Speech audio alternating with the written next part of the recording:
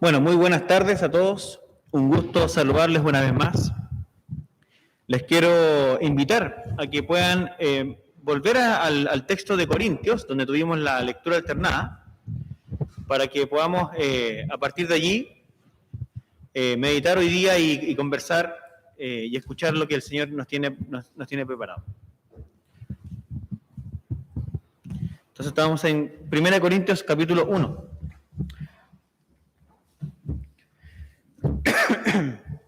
No se preocupen que estoy sanito, ¿eh? Esa tos me pica la garganta nomás. ¿Ah? Pero estoy sanito. Bueno, disculpa a los hermanos que están atrás, que me estoy dando la espalda. ¿Ah? Pero ya vamos a inventar un auditorio circular, donde podemos vernos todos. Ya, hermanos, vamos a 1 Corintios. Quiero reiterar en la lectura el verso número 30 y 31, que son la base de nuestro mensaje el día de hoy. Dice así: mas por Él estáis vosotros en Cristo Jesús, el cual nos ha sido hecho por Dios sabiduría, justificación, santificación y redención, para que, como está escrito, el que se gloría, gloríese en el Señor. La nueva versión internacional, yo pienso que traduce un poco mejor este versículo, y se los quiero leer así. Lo leímos la vez anterior, que lo visité hace un mes atrás. Dice: pero gracias a Él ustedes están unidos a Cristo Jesús, en quien Dios ha hecho nuestra sabiduría. ¿A quién Dios ha hecho nuestra sabiduría? Es decir, nuestra justificación, santificación y redención. Para que, como está escrito, si alguien ha de gloriarse, que se gloríe en el Señor. Antes de que oremos por este mensaje, permítanme resumirles un poco de qué estamos hablando. Este es el segundo sermón de tres. Hace un mes atrás tuve el privilegio de compartir con ustedes el sermón Cristo en nuestra justificación, y hoy día vamos a hablar de Cristo como nuestra santificación, ¿ok? Pero para que resumamos un poco, una de las cosas que dijimos, y déjenme tratar de ser lo más sucinto posible, pero para explicar la idea completa, una de las cosas que dijimos en el sermón pasado es que una de las cosas que aprendimos bajo la sentencia de Cristo en nuestra justificación es que los roces y las disputas entre seres humanos son un efecto o una evidencia del desajuste que existe en el mundo y de la carencia humana producida por el pecado. La causa raíz de las disputas de los miembros de la iglesia de Corinto, los que leímos ahí en el capítulo 1, eran su enorme carencia afectiva, producto del pecado, pero también no haber entendido o rechazado su nueva posición en Cristo. Súper importante, que decir que la base de su problema relacional, el que tenían entre ellos, estas disputas que ellos están viviendo, y afectivo, es el pecado. Es reconocer que el problema subyacente es un problema relacional y afectivo con Dios. Pablo trabaja esa idea en el capítulo 1, que cuando intentamos, así como los corintios, cubrir nuestras carencias, intentando ser más que los demás, cayendo en el juego de la comparación o de la diferenciación en base a la construcción de apariencias, acentuamos nuestra perdición, olvidando quién Dios ha provisto para cubrirnos. ¿Y quién Dios ha provisto para cubrirnos? Es Jesucristo. Jesucristo es quien Dios ha provisto para cubrir nuestra carencia afectiva, para cubrir nuestro fracaso relacional con Dios y con los demás. Pablo nos enseña entonces, y ahí está la enseñanza del apóstol Pablo, que la sabiduría de Dios para nosotros es Jesucristo, y que a Él debemos tomarnos y aferrarnos. Mientras los demás se aferran a construir una imagen basada en algunas capacidades aparentemente mejores que las de los demás, en apariencias, o en ser o pertenecer a tal o a cual grupo, en tener mejores cosas, en ser diferentes estéticamente, etc., Dios, al contrario, nos ha dado su solución, que es la verdaderamente sabia. Esa solución consiste en vestirse de Jesucristo, en aceptar que Dios nos cubra con su Hijo, con su sangre, y que recibamos su justificación. Y esa justificación, ¿cierto?, ocurre, hablamos de que ocurre en nuestra experiencia, porque esto es algo que ocurre en el tribunal de Dios cuando somos declarados justos, pero ocurre en nuestra experiencia cuando nosotros reconocemos el pecado abajo de nuestro pecado, es decir, el pecado que nos motiva, que es realmente erigirnos a nosotros mismos como nuestros salvadores, como nuestros propios dioses. Es cuando mediante la oración buscamos contrición de espíritu y verdadero arrepentimiento, y por medio también de la fe. Cuando esto ocurre en nosotros, ocurre algo allá en el tribunal de Dios que nos afecta para siempre. Y de allí parte toda una transformación completa de nosotros y de nuestro mundo. Dijimos que la justificación y que Cristo fuera nuestra justificación implicaba por lo menos uno, que somos declarados justos y colocados en una nueva unión con Dios que antes no existía. Eso lo dijimos. Lo segundo que dijimos fue que una transferencia se ha llevado a cabo, que tu maldad fue imputada a la cuenta de Cristo y que la justicia de Cristo ha sido imputada también a tu cuenta. Y que en ese sentido estamos todos nosotros, los que estamos en Cristo, limpios. Aunque nos veamos distintos, en el tribunal de Dios somos limpios.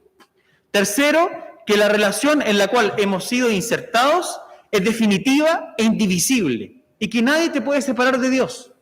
Eso también está declarado y está ya con el timbre de la realeza divina en su tribunal. No se puede cambiar. Y por último, que todo esto es por gracia y que sería ridículo o tonto intentar pagar por ello. Es un regalo. Ahora bien, Pablo nos enseña entonces que la solución de Dios para todos los corintios, y así como para nosotros, se divide en tres partes: la justificación, la santificación y la redención. Y que Cristo es el centro de cada una de estas etapas o cada uno de estos eventos. ¿Okay? En el caso de la justificación es un evento, ¿cierto? En el caso de la santificación es un proceso. Y en el caso de la redención es un evento, pero que en realidad tiene una repercusión eterna. Cristo es el centro de cada una de estas cosas. Nuestra jornada comienza en una obra marcante, absoluta y determinante que cambia nuestro estado en el tribunal de Dios, que Pablo llama justificación. Allí es anulada la condenación del pecado y la muerte. No hay deuda ni culpa y Cristo es el autor de ello. Pero la jornada termina un día, en algo que Pablo llama la redención, en un momento que se va a dar en el espacio y en el tiempo, es algo histórico. Allí Dios eliminará para siempre la presencia del pecado y se abrirá paso a una nueva era. Con conciencia de salvación, allí estaremos con conciencia de salvación, pero sin más necesidad de salvación. Cristo allá también es el centro. Ese es el tema del próximo mensaje. Pero ¿qué pasa entre medio? Entre medio está la santificación. Y la jornada entonces no para con la justificación. Porque es en la justificación es anulada, fíjense en esto, la condenación, pero no el poder del pecado. La justificación cambia nuestro estado, pero no cambia nuestra condición. Veamos a los corintios. Ellos ya recibieron la adopción de hijos, son llamados de iglesia de Dios, pero viven resentidos y como esclavos de sus propias pasiones más bajas. Entonces Pablo quiere que veamos que Cristo no es solo fundamental para iniciar nuestra carrera cristiana. A Cristo no lo necesitamos simplemente para anular el poder de la muerte. No solamente lo necesitamos a Cristo para que Dios nos perdone, sino también lo necesitamos para poder continuar y desarrollar todo lo que Dios tiene para nosotros. A esto Pablo llama de santificación. Entonces, ¿qué es santificación? Es un proceso que puede ser corto o largo, depende de la vida que Dios nos dé a cada uno de nosotros.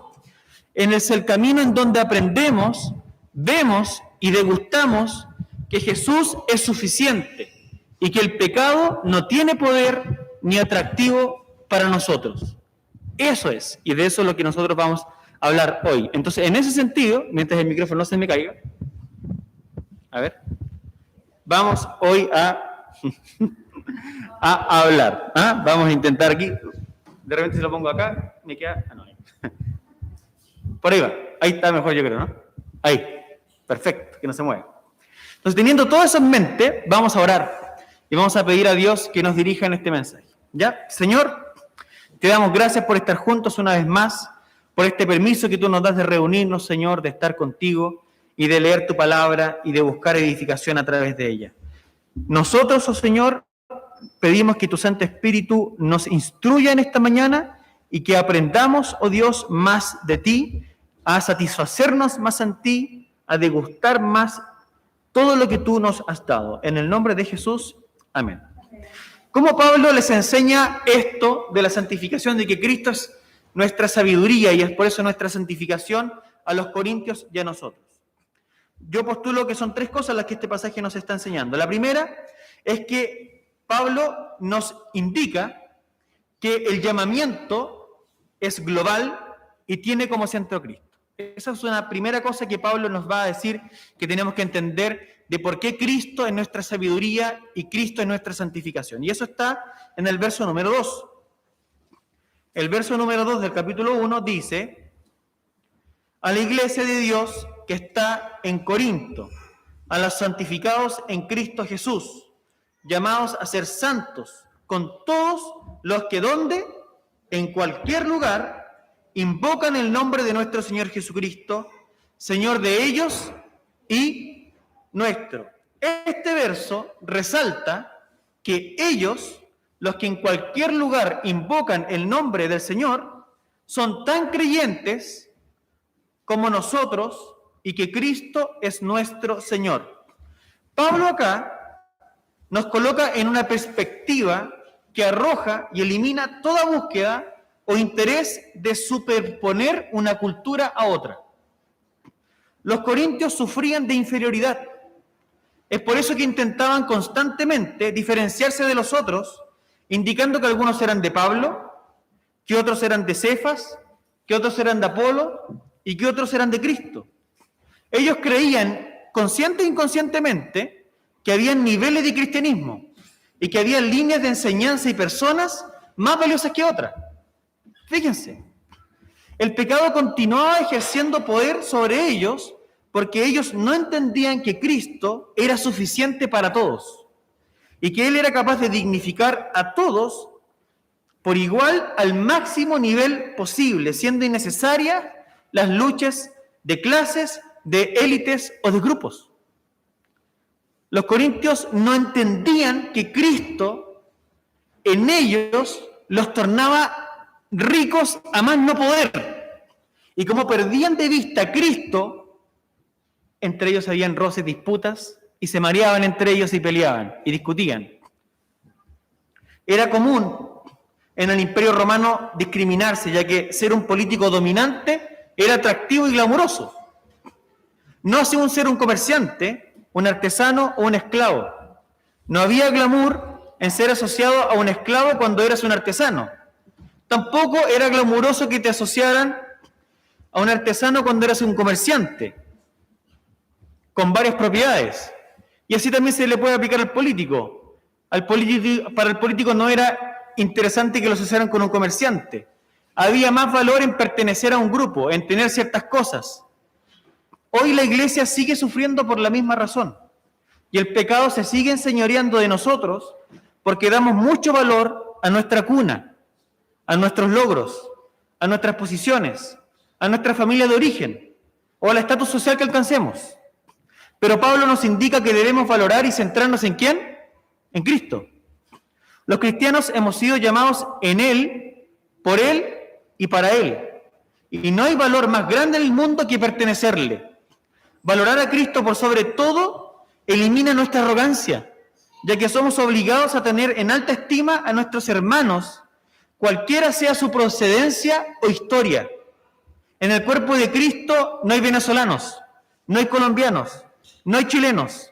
Valorar a Cristo implica humillar y desechar nuestros pensamientos clasistas o de etnias privilegiadas. Somos invitados a valorar a Cristo por sobre nuestra cultura. Y Pablo les recalca eso a los corintios. Si ellos querían acceder a la sabiduría de Dios, debían rechazar estas disputas, porque estas disputas se basan y nacen en su carencia afectiva, emocional, que está arraigada en el pecado. Pero no, en el cristianismo ya no es necesario continuar en la misma lógica. Cristo nos liberta de esa lógica, pero tenemos que desecharla y abrazar a Cristo. Pero Pablo también nos enseña que Cristo es central en la santificación, indicándonos que en Cristo estamos completos.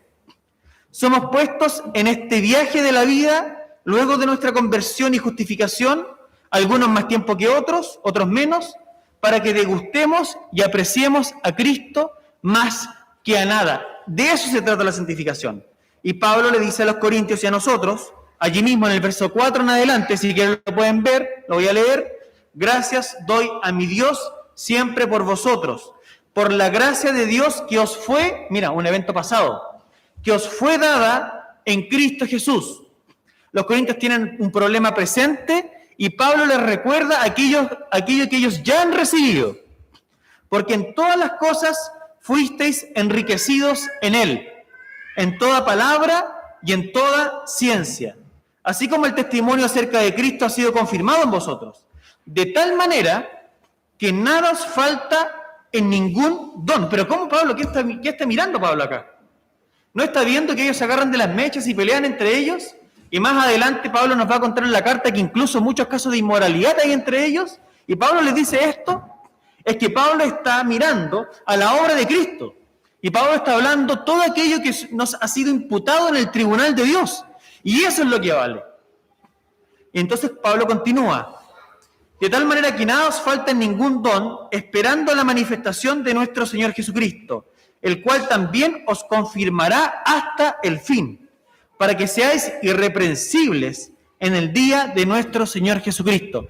Pablo tiene en mente que la justificación ha provocado un efecto tan importante y que atraviesa el tiempo en el tribunal de Dios que afecta nuestra historia de forma irreversible.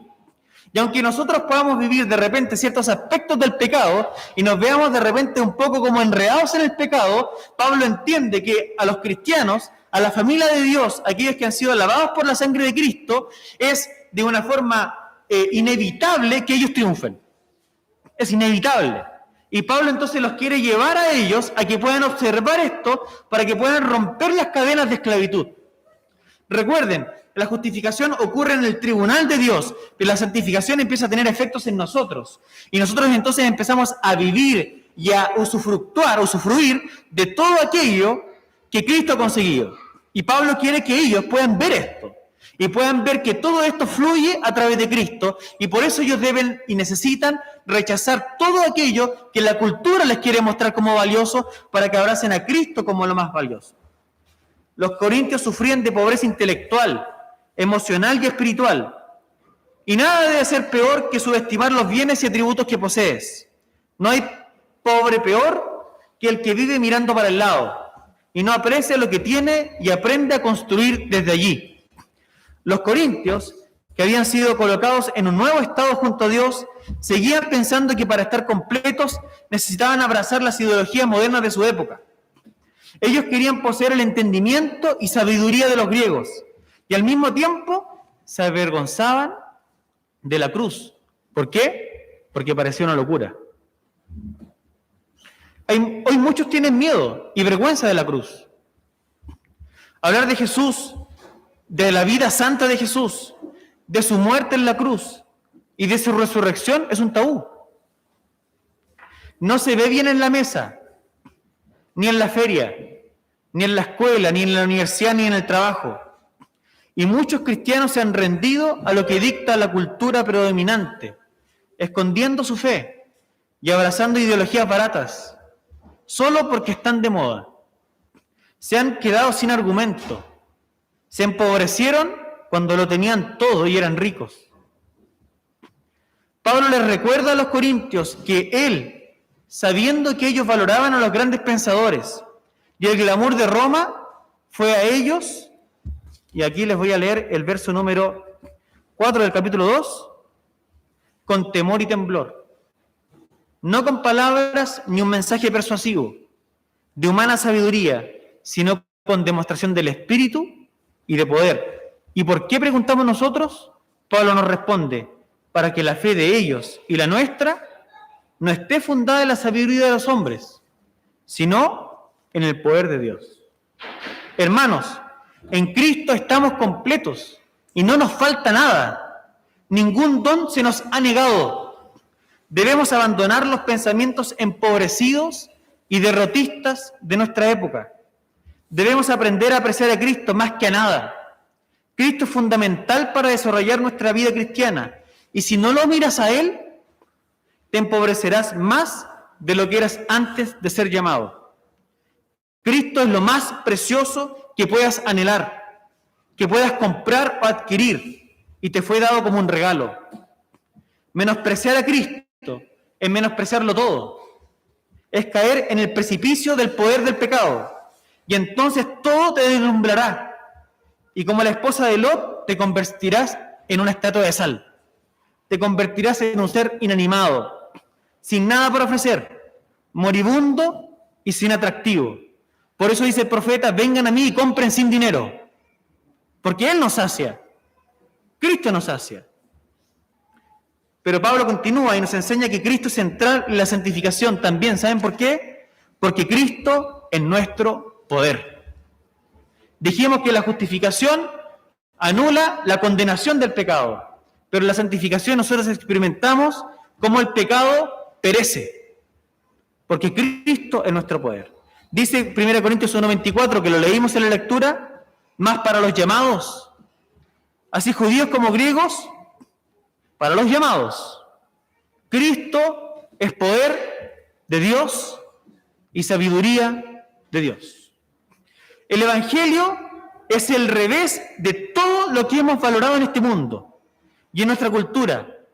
Pero los corintios lo ignoraban y querían construir sus vidas a partir de lo que dictaba la cultura predominante, y por eso habían fallado. Pero si ustedes miran el capítulo 1, desde el verso 24 en adelante, dice Pablo y les explica cómo el Evangelio es el revés y estar cabeza para abajo en relación a nuestra cultura. Él dice, porque lo insensato de Dios es más sabio que los hombres, y lo débil de Dios es más fuerte que los hombres. Pues mirad, hermanos, vuestra vocación, que no sois muchos sabios, según la carne, ni muchos poderosos, ni muchos nobles, sino que lo necio del mundo escogió Dios para avergonzar a los sabios, y lo débil del mundo escogió Dios para avergonzar a lo fuerte.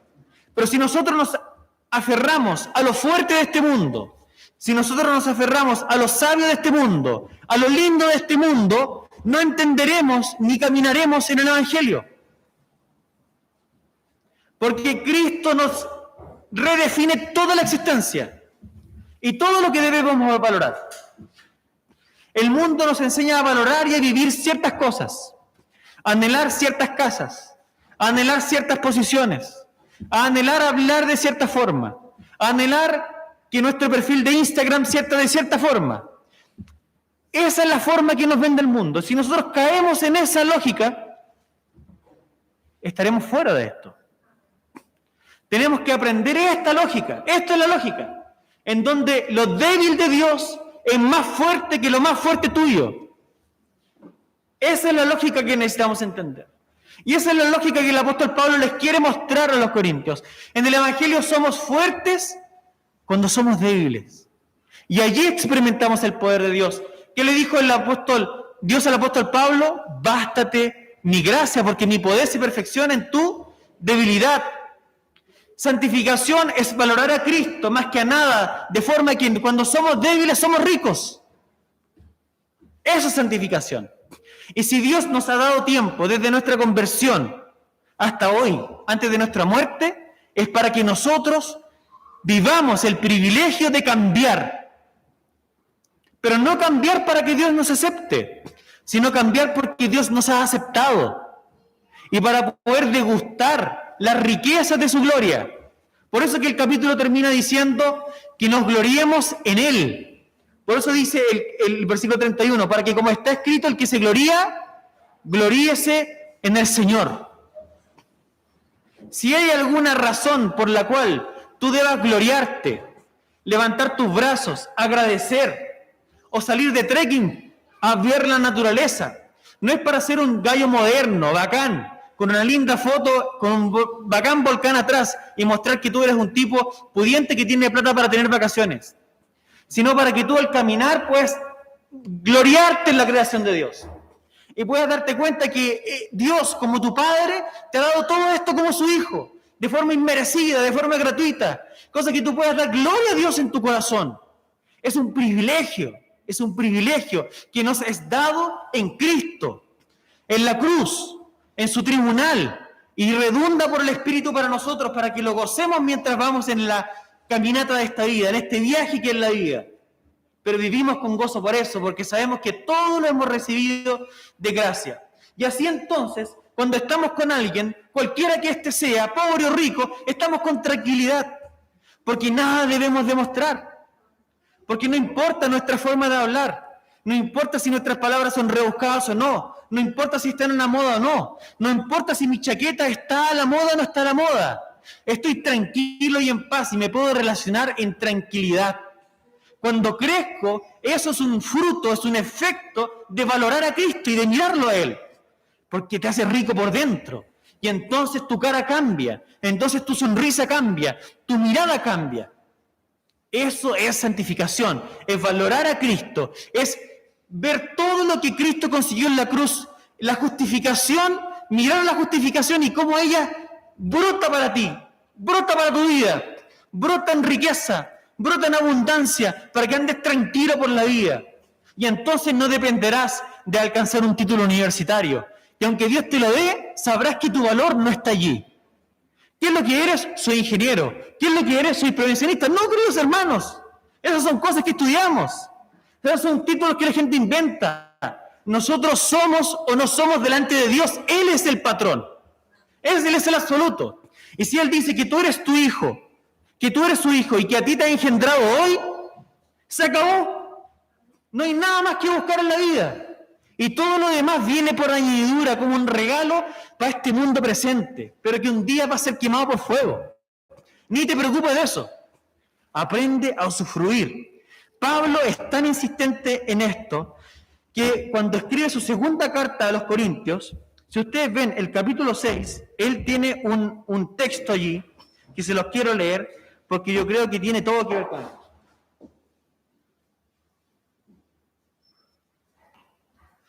Dice, así pues nosotros, como colaboradores suyos, os exhortamos también a que no recibáis en vano la gracia de Dios.